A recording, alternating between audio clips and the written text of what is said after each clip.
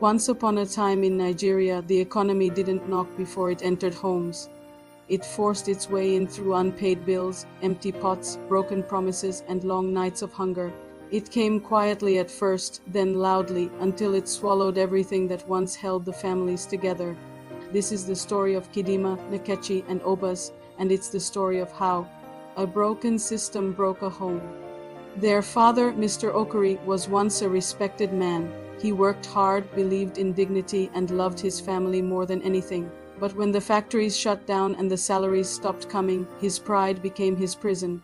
Every single day he went out to search for work, and every single day he returned home empty-handed. The shame slowly curdled into anger. The anger turned to alcohol. Soon, the man who once provided for his family became the man everyone in the house feared.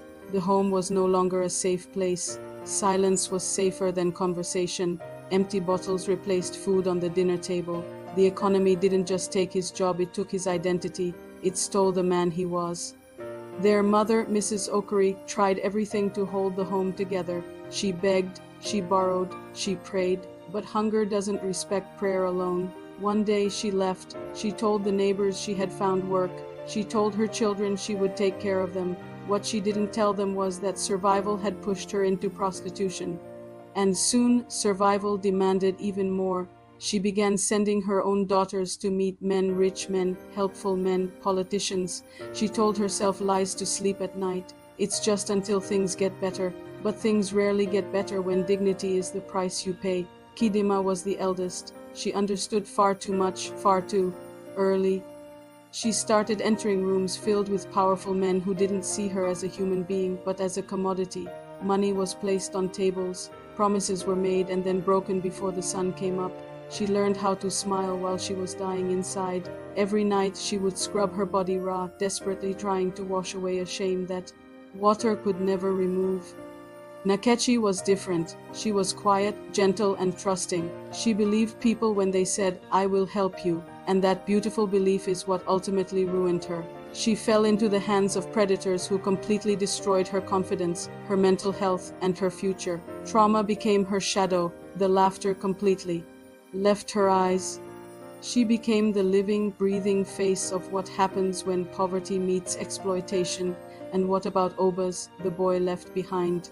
He watched everything. He saw it all unfold. He learned early on that nobody protected boys like him. So he ran the streets. He joined bad friends. He started taking dangerous risks just to feel powerful in a world that consistently made him feel useless.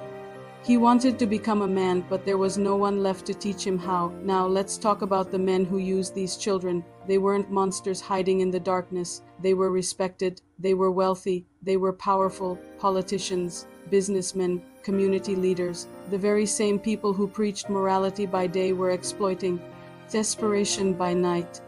And when the consequences came, society didn't blame them.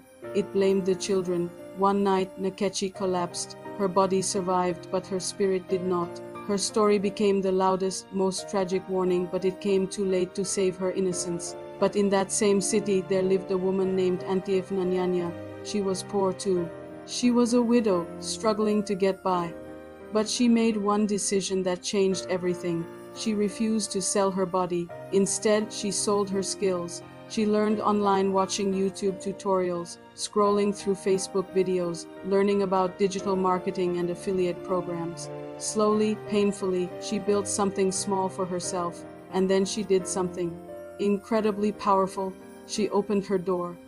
She gathered the young people in her neighborhood, the boys and the girls, and she started teaching them. She taught them content creation. She taught them online skills, digital business, and creativity. Most importantly, she taught them about the value of decent work.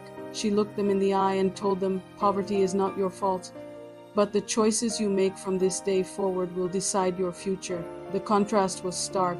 Some of the youths followed her path. They were saved. Others, like Nkechi, were already wounded too deeply, perhaps beyond repair. But the lesson remained crystal clear. Here's the truth of the matter. The bad economy destroyed homes. It turned loving parents into strangers. It turned innocent children into commodities. But it was ignorance that made everything so much worse. It was the lack of knowing that there was another way, because there is always a way out. It's not an easy way. It's definitely not a quick way, but it is a clean way. A way that preserves your dignity.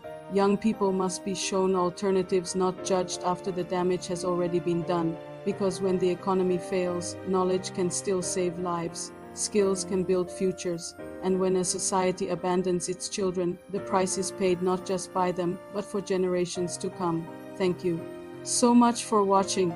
If this story touched you, please share it.